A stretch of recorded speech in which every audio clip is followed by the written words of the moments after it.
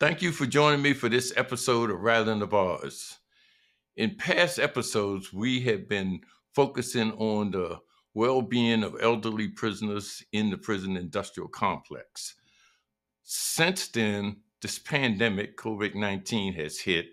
We have increased our coverage of the conditions inside in relationship to elderly prisoners. Obviously, they are more susceptible to catching COVID-19 than any other part of the population. They're in overcrowded conditions, and we think they need to have available, if they want, the vaccine. But I want to take a minute today just to focus on one elderly prisoner. So joining me today to talk about Sundiata Acoli is Reverend Lukata Mjumbe. Thanks for joining me, Reverend Lukata. Would you talk a little bit about Sundiata Acoli's situation? Who is he? Thank you, Brother Conway. My name is the Reverend Lukata Mjumbe, and I'm a member of the Sundiata Acoli Freedom Campaign. And it's my privilege to be here with you today and to be connected with your listeners to talk about Sundiata Acoli. Sundiata Acoli is an 84-year-old father and grandfather. He was born in 1937 in Texas and has been in prison since 1973. He dedicated his life as an activist, as an organizer connected with the civil rights and the Black liberation movement in the 1960s and 70s. And he committed himself to the struggle for freedom and justice and has been locked in a prison cell since 1973. I connected with Sundiata back when I was a college student working for Amnesty International USA, and I was looking at a list of men and women from the 1960s and 70s that had been incarcerated in relationship to their political activities and involvement in various political movements. And I connected with Sundiata back then. I began writing to him as a young man in my early 20s while he was in prison and have been working since that time for his freedom. I never imagined that I would be almost 50 years old and still working for his freedom. But on January the 14th, Sundiata turned 84 years old in prison. And there is a growing movement of people across the state of New Jersey, across the country, that are calling for us to bring Sundiata home. When I was in my 20s, I was an activist and an organizer myself. Today, I am a pastor. I'm the pastor of a Presbyterian church in Princeton, New Jersey, and I have joined together with other pastors and imams and rabbis and faith leaders from around the state that have said almost 48 years is too long for Sundiata Acoli to have been in prison.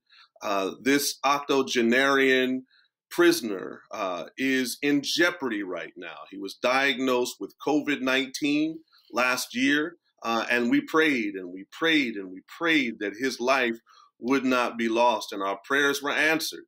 But now we know that he continues to be in jeopardy, not only because the institution where he is incarcerated right now is under lockdown as a result of COVID-19, but because Sundiata, as an 84-year-old man, has a number of other health conditions which make him especially vulnerable. So we're calling upon people around the country, around the state, to join with us in saying, bring Sundiata home. And again, I thank you for giving me the opportunity just to talk with you just a little bit about Sundiata, about who he is, about who he's been, but as importantly, looking forward to whatever future that he has left, which we hope and pray will be outside of a prison cell rather than to be locked in bondage. Can you tell me a little bit about his family? Obviously, he's been locked up for 48 years. That's a long time. How is this affecting them? Do he have support? And what's the situation with the family?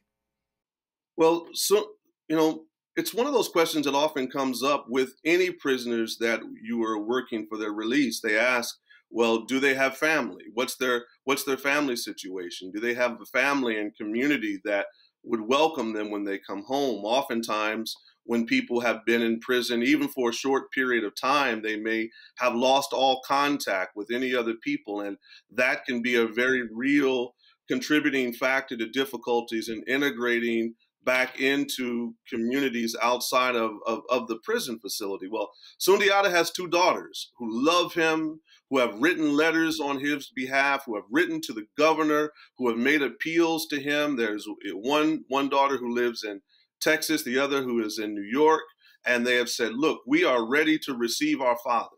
We are ready to allow our father to have the rest of his life, not only with us, but also with his grandchildren, where he will have the opportunity to be loved and to be cared for. We have a place for him. There will be no problem. And Sundiata has an extended family, even beyond his daughters and his grandchildren. He has a loving community of people that, as I mentioned before, have been working for decades to see his release and are looking forward to receiving him and welcoming him and caring for him as he moves further into the twilight of his life. Okay, I can't verify this, but I believe that somewhere in Texas in his earlier years, before he joined the Black Panther Party, uh, he was involved in the NASA program down in Oh, Texas. Do you know anything about that? absolutely. Now, there are many, many people who were brilliant and had all kinds of different types of work that they did prior to their involvement in the civil rights movement and during their involvement in the civil rights movement. But yes, Sundiata was and is a mathematician. He was a computer programmer. He worked for NASA. He worked for a number of computer programming firms when he was in New York, and worked as a member of the Black Panther Party while he was in New York. And so, yes, this is someone who had serious skills and opportunities, and decided, in aside and alongside all of that, that he wanted to use the natural gifts that he had and the skills and the talents that he developed as a part of a freedom movement. So when we talk about Sundiata, we talk about him as a human being, that he is someone who, yes, was highly skilled, highly educated, yes, that worked for NASA, was a computer programmer. Now, brother, I suspect that computer systems have changed quite a bit in 2021, as opposed to the systems that he was dealing with back in the late 60s and early 70s. But Sundiata is someone who has always been incredibly gifted and talented. I remember when I was a college student, and Mm. classmates of mine and student members of the organization that I was a part of in Atlanta, Georgia, we used to write to Sundiata and call Sundiata and other prisoners who were incarcerated as a result of their political activities, and they would help us with our college papers. They would give us advice and instruction and do rewrites. And sometimes they were more difficult in their critiques than our professors were. So Sundiata is someone who we have always known not only as someone who had a deep commitment to the freedom struggle, but someone who was incredibly talented and skilled and intellectually developed. He's also an artist and a poet, and a number of people who wrote to him recently. I mentioned that his birthday was just this month, the day before the birthday of the Reverend Dr. Martin Luther King, on January 14th.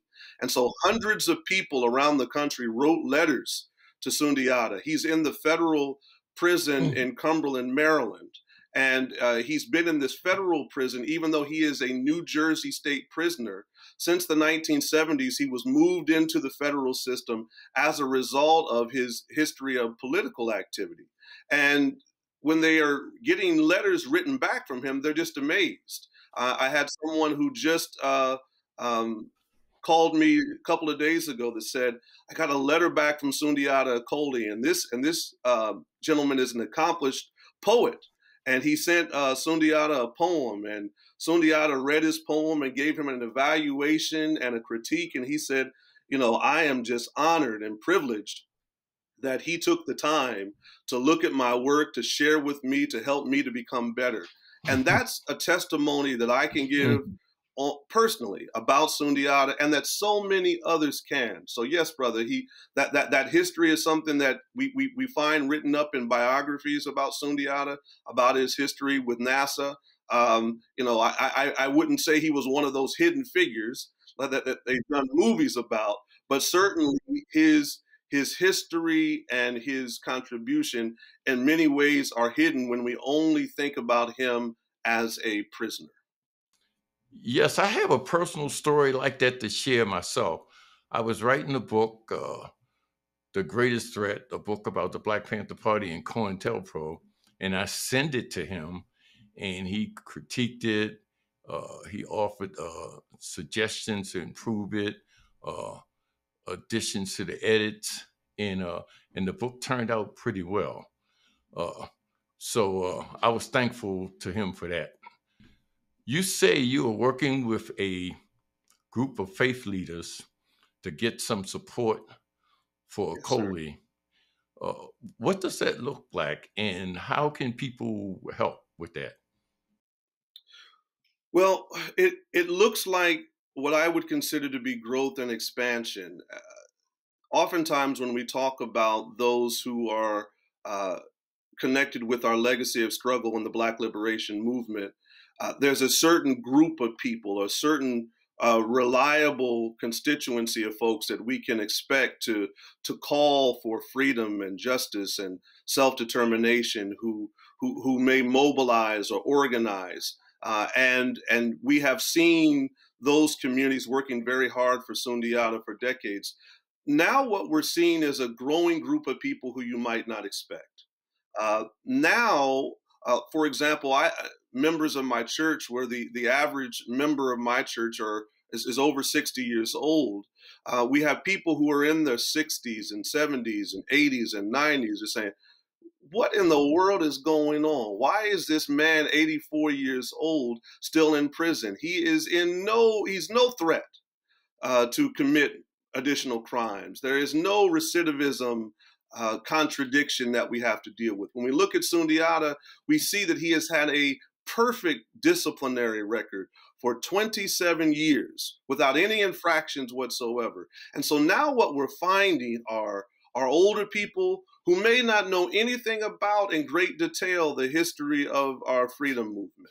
Now we're finding people who are coming out of faith communities, whether they be historic Black churches, whether they be large churches or small churches, whether they be white churches or brown churches or urban churches or suburban churches, whether they be rabbis or imams. I was on a call just last night with a group of believers from a temple in Hillsborough, New Jersey. And we were talking about the documentary that was on Netflix by Ava DuVernay, 13th. And they were able to make a connection with the contradictions that we see within the system of mass incarceration with the particular case of Sundiata Acoli, and they themselves have made commitments to write letters, to reach out. So the ways that we can help are manifold. The first thing that I ask people to do is to, if you're on social media and if you receive and connect with information in that way, go to the hashtag Bring Sundiata Home. If you go to the hashtag Bring Sundiata Home, you're going to find access to the Sundiata Acoli Freedom Campaign website, for example, which is www.sundiata, and I'll spell it out, Sundiata Acoli, www.sundiataacoli.org. And so when you go to the website, you'll find information in terms of Sundiata's case. You'll find information about how you can write him directly at the Federal Correctional Institution in Cumberland, Maryland. Sundiata's quote, slave name, the name before he accepted his African name, was Clark Squire. And so you'll have to write him with Sundiata Acoli with Squire in parentheses and his prison number 39794-066. And then you'll send it to P.O. Box 1000, Cumberland, Maryland, to the Federal Correctional Institution at Cumberland, Maryland. You'll be able to write him. But then we also will be encouraging people to keep following this hashtag and to get more information, because there are some important struggles that are coming up this year. And we've committed to bring Sundiata home this year. And that's going to involve writing letters to Governor Phil Murphy, sending emails, making phone calls. There's a lot that we can do even while we're sheltered in place amidst COVID-19. And some of our senior citizens have found that they can be amazingly impactful activists and organizers from their living room or from their dining room table. So we're going to ask people to write letters, to send emails, to make phone calls. We're going to ask people to make contributions where they're able, because we still have some legal expenses that are ahead of us this year and appeals that we are filing. Sundiata has come before the parole board and has been denied parole 6 times. And so we don't have 6 more times. We don't have 1 more time. Sundiata, at 84 years of age, with serious health contradictions beyond COVID-19, he has issues, with his heart. He has issues, intestinal issues. There are other presenting health issues that he has been struggling with, and that anyone would struggle with after they've been locked up in prison for almost 48 years in substandard conditions. This is the year that we have to bring Sundiata home. So we ask that you be made aware of what's going on, that you keep Sundiata's name on your lips, that you begin to talk with people and connect it. When we have discussions about mass incarceration, when we have discussions about criminal justice, I say to churches, and we've been doing this with Sundiata for over a year now, put Sundiata Acoli on your sick and shut-in list. Every week we have a group of people who are sick, who are shut in, who we pray, who we know that we're not able to connect with directly, who we know are unable to move and to have access the way they would like to, or the way that they need to. Certainly, Sundiata Acoli, as well as so many other women and men who are incarcerated within the American prison system, are sick and shut in. And so add Sundiata to your prayer list, add Sundiata to your advocacy list, and get involved with the Sundiata Acoli Freedom Campaign, which again, you can connect with at www.sundiataacoli.org. So all that information you just shared with the public will be found at the end of this video, and they can get in contact with Acoli through the address and so on. Do you have any final thoughts or something you want to share with the public? Well, I just want to emphasize the urgency. One, let me first say, well, thank you. I know that you are one who understands this legacy of struggle, that knows the details of the trial and tribulation of people who are incarcerated and held for long periods of time. And so I honor you and I respect you, Brother Conway, and I appreciate you. In fact, I remember seeing your name on that list back in the early 90s when I was looking on the list of various women and men who were locked and bound as a result of their political activities and the injustice of this system. But I say to so many of us who are wanting to advocate for Sundiata, if not now, when? If not us, then who? That we have to do something this year, and we have to do something which is going to appeal to the broadest cross-section of people who will join with us in a harmony that says bring Sundiata home. I'm not arguing anymore about the particularities of Sundiata's case. I am a pastor, and I have prayed for everybody involved in this case. If you go back and you look at what happened in 1973, which was, I was 2 years old at the time. I hadn't even turned 2 years old at the time. I was still 1 at the time. There were so many people that were impacted. Sundiata was a driver of a car on the New Jersey Turnpike. You may have come to know about Sundiata Acoli as a result of his association with the case of Joanne Chesimard, now known as Assata Shakur. And there had been so much political angling that has surrounded this case going back all the way to the early 1970s. And Sundiata, in many ways, has been a casualty of much of that political angling. But I'm not arguing about that anymore. Sundiata has already served almost 48 years of prison. It will be 48 years in May. He has served what would be double a life sentence in the state of New Jersey. He has already paid and served every single year, every single month, every single day that he should serve. And the courts have already said that he should be released.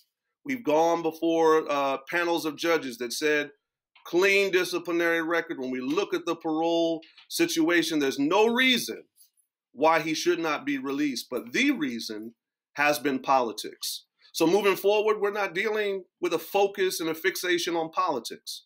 We're calling for the compassionate release of an 84-year-old man who has almost been in prison for 48 years, who was born in 1937, incarcerated in 1973, who is a grandfather, who is a father, who is sick, and who needs to come home.